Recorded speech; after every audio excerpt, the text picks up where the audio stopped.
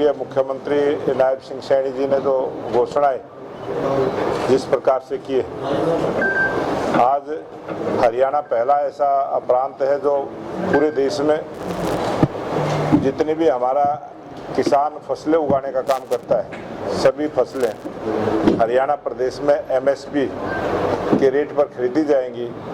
हरियाणा पहला ऐसा प्रांत बना है। इसके लिए मैं पार्टी की तरफ से हरियाणा सरकार का, लोकप्रिय मुख्यमंत्री नायब सिंह सैनी जी का आभार प्रकट करता हूं। और किसानों के बिजली के समस्या को हल करने का काम किया। ट्रांसफार्मर जल जाता है और उसकी पेमेंट जो किसानों से ली जाती थी वो भी पूरी तरह से सरकार वहन करेगी। किसानों का जो आबियाना 133 करोड़ से ज़्यादा, उसको भी जो माफ़ करने का काम किया। ऐसी 5 घोषणाएं जो किसानों के हित में की हैं। ये किसान, हरियाणा का किसान की समस्याओं को दूर करने का काम किया है।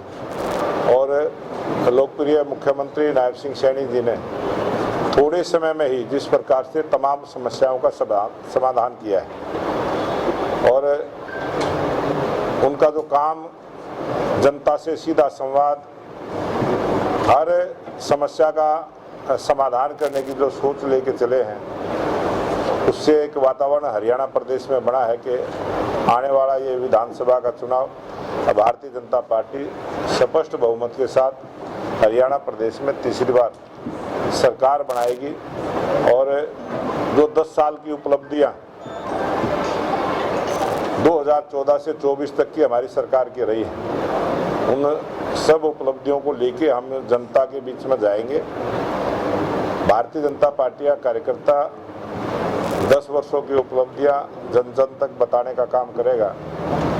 और जो कांग्रेस पार्टी का 10 वर्ष का शासन रहा, उसका जवाब जनता ने 2014 के चुनाव में भी दिया, 2019 के चुनाव में भी दिया, और अब 2024 के चुनाव में भी जो कांग्रेस के लोग हिसाब मांगते घूम रहे हैं, उसका जवाब हरियाणा प्रदेश की जनता इस आने वाले विधानसभा में देगी।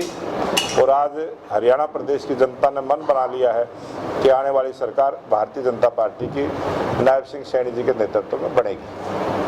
अध्यक्ष महोदय, आपके 2 कार्यकाल से जिस विधानसभा में आप बैठे हैं, विधायक हैं, हम खुद रिसर्च कर चुके हैं, मतदाता से मतदाता के पास जा चुके हैं।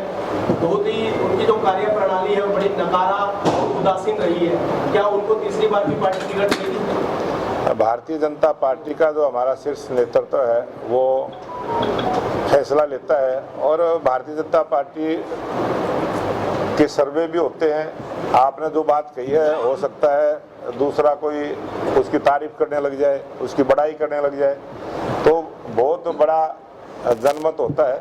और हम सब चीज़ों पर विचार करके हमारा पार्लियामेंट्री बोर्ड उम्मीदवार को तय करता है। प्रधान जी, जो अभी आपने कहा कि किसानों के हितों में घोषणाएं की है मुख्यमंत्री साहब ने, तो क्या लगता है कि जो लोकसभा चुनाव में जो किसान दूर हो गया था वो दोबारा जुड़ पाएगा? अब भारतीय जनता पार्टी से किसान कभी भी दूर नहीं हुआ है। किसानों को पता है कि ये भारतीय जनता पार्टी की सरकार किसान हितैषी सरकार है।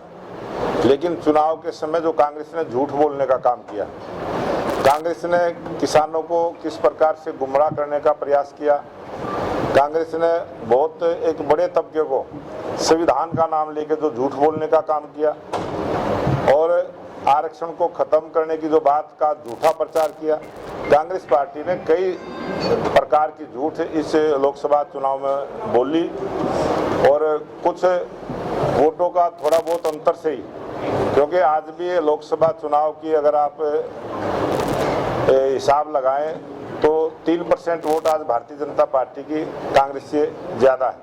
आज हमने 44 सीटें विधानसभा की जीती, 42 सीटों पर कांग्रेस विजयी रही, और अगर 1% वोट भी भारतीय जनता पार्टी का बढ़ जाए तो 54 सीटों का आंकड़े में पहुंचती है। और मेरे को लगता है कि अब की बार भारतीय जनता पार्टी की स्पष्ट बहुमत की सरकार, जो 3-4% वोटों का समीकरण है जो कांग्रेस के पक्ष में गया है, इस विधानसभा चुनाव में भारतीय जनता पार्टी के पक्ष में जाएगी।